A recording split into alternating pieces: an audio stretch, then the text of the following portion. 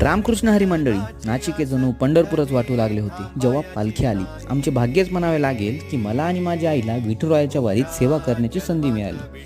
मनात कुठल्याही प्रकारची लाज न बाळगता आपण सगळे एकच परिवार आहोत या भावनेने सेवा पार करत होतो. नमस्कार, मी तुमचा मित्र Sagar. Welcome to Marathi mini log.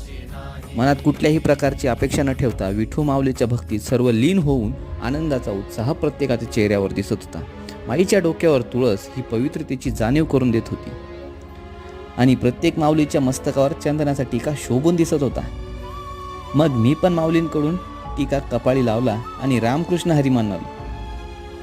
प्रत्येक जण पालखीची वाट बघू लागले आणि जेव्हा पालखी आली अंगावर काटा आला. जणू काही पंढरपुरातच आलोय असं वाटू लागलं.